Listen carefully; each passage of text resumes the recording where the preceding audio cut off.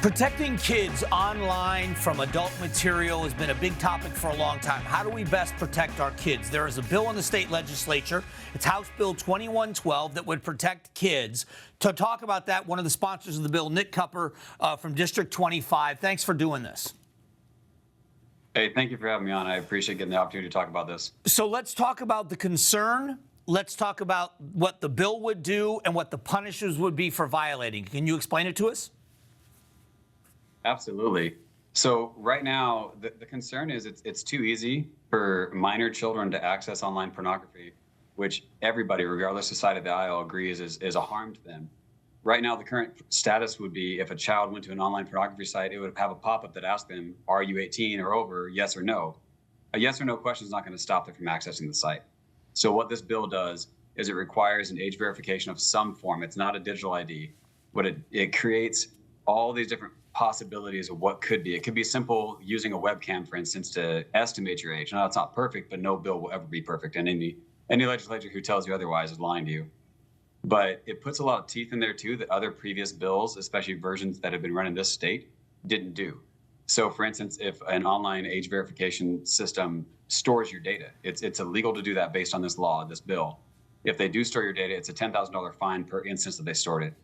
And then if a website is not using age verification and allowing minors to access their site, it's up to a $250,000 fine. So what is the criteria? Is it strictly the adult websites we've all heard about? Is it what determines that it's an adult website? What's the cutoff? A good question. So the wording of it is very important and very difficult to craft correctly. The basic gist, without reading it verbatim right now, is that more than 1/3 of the content has to be content that is harmful to minors. And then in the bill, we define what is harmful to minors. And it gets into a few more lewd descriptions that I won't say right now, but anyone can read the bill and see what it does. What it doesn't do is it doesn't prevent educational websites. For instance, there's been some concern from Democrat colleagues originally that they thought maybe it would stop some kind of sex education or things like that. It won't prevent that, but it will prevent directly geared towards pornography websites. The devil's advocate now is the question isn't this a parental responsibility? Shouldn't the parents be doing a better job of policing what their children are doing online, and the government shouldn't be involved in this?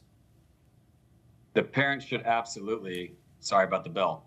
The parents absolutely should be doing more to protect their own children. But what this does is this adds a layered approach. It gives more protection for the parents and more assistance, because currently a parent can use on-device protection. They could protect their router. Now, granted, this is if they're savvy enough to do that.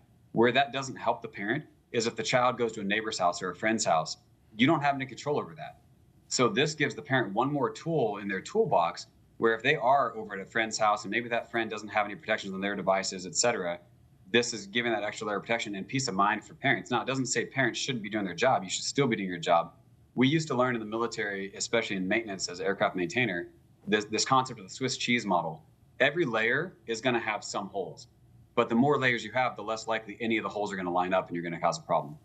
Last question. If this passes the state legislature, do you anticipate the governor's signature, or are we going to see a veto?